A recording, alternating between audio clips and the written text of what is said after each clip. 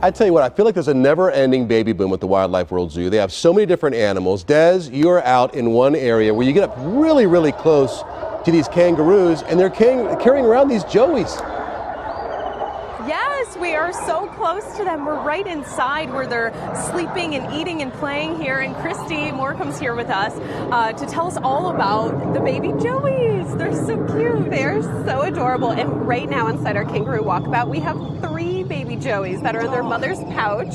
And it's so fun back in here. It's one of my favorite areas. And it's an area that's often missed because you have to take a little bridge over into this area. And people think sometimes it's just an exhibit.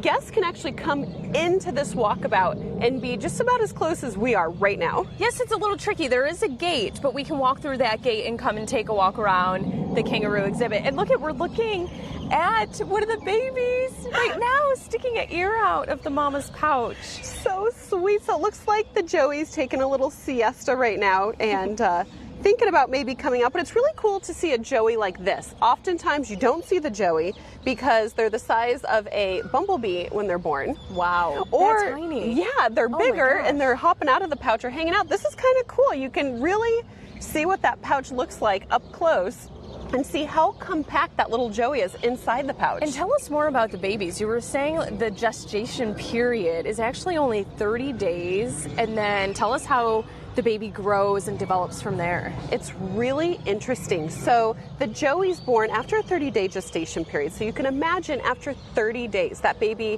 is not going to be very developed. Right. So a very underdeveloped joey is born, and the mother licks a little trail into her pouch so the joey can follow that scent into the pouch. And in there is where the baby develops. So the baby's not going to develop in the womb like a baby would for a human. It's going to do the majority of its developing in the pouch. So by the time you see that joey's head sticking out and the joey wanting to come out of the pouch and move around, you would think the joey was just a couple of weeks old, but it's actually closer to 8 months old.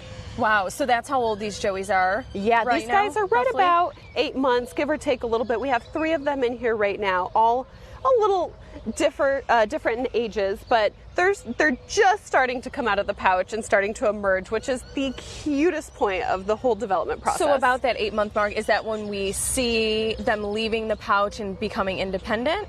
It is, and when they start coming out of the pouch, it's for a very short amount of time, and anytime they get scared, they're going to retreat back into mother's pouch, and it's going to be a little bit of a safety net for that joey for a couple of months, but they can nurse up to 12 months, and what's really interesting about these marsupials is they can have a baby in all 3 stages of life.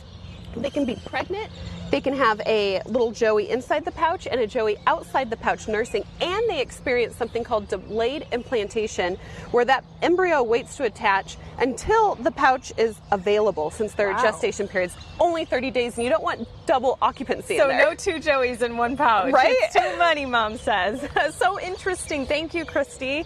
So coming up in about 20 minutes, what are we seeing next? So we're going to go over to Adventureland, and on one of the islands is a baby capuchin. Ooh, all right, you guys, you don't want to miss it. We'll be back. You want to see that. Oh, it's such good Stick stuff. Around. It's amazing to me, like they live in that little pouch, you know? It's amazing. You and Christy, thank you so much. We're traveling to another world, and not just in the West Valley. We're going to Capuchin Island. Desiree is live this morning in the West Valley with more on this. Is it not so fabulous there at the zoo, Des? All the peacocks walking around, and you really are in the middle of the wild. It's so cool here. I can't wait to bring my family. You can really get up close and see a lot of these animals. Really special environment that you've helped create here, Christy. And we're talking about some white-faced capuchins. Yes. And they have been putting on quite the show for us this morning. They're such a fun primate. They're active during the day. They're diurnal, so they'll sleep at night just like we do. And what makes this exhibit so special today is there's another baby. So many babies here. I know. Oh my gosh. And little capuchin babies are to die for. I'm obsessed with them. They have the most adorable little face. And right now, Mom's attending to the little baby. Yeah, just less than a week old. So the baby's right on her chest there, you guys, just hanging on. And you were telling me how strong the babies are, that they are actually, they're holding on to Mom. They are, yeah, and being less than a week old, it's pretty incredible that the baby is already this strong and able to hang on to mom's chest, not only when she's cruising around, that was so precious, but also when she's jumping from tree to tree. These guys are extremely arboreal. Wow, so how do the babies develop with them? Is it as quick of a gestation period as we saw with the kangaroos, or much different?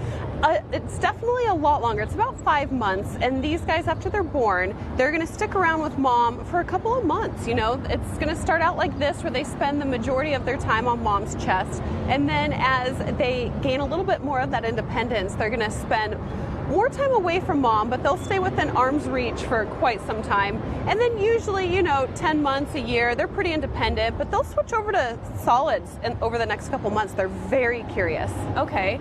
And how many babies at a time? Just one for these guys? No twins or triplets or anything? Usually just one. Okay. Twins are possible, but typically you're going to see just one. And these guys can live in troops, which is a group of primates, up to 35 individuals. And unlike a lot of other species that are ran by an alpha male, these troops are ran by an alpha male and an alpha female. And oh my gosh, the male just came down. He was up in the tree the whole time. He's shimmying down, checking us out. Right. He's been staring at us for a while. Protecting his lady. Yep. Not sure what he thinks about the camera, but yeah, these guys are so great. And guests can come out, get as close as we are, and see the mom tending to the little young. It's so cute. Where would we see these guys?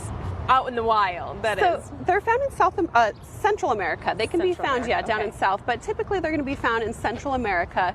And unfortunately, most species of capuchin are endangered or critically endangered because of poaching and habitat loss. Oh, wow. So important, the work that you're doing here, allowing these animals to thrive and these babies to grow. Pretty exciting things happening here at the Wildlife World Zoo Aquarium and Safari Park. You guys got to check it out.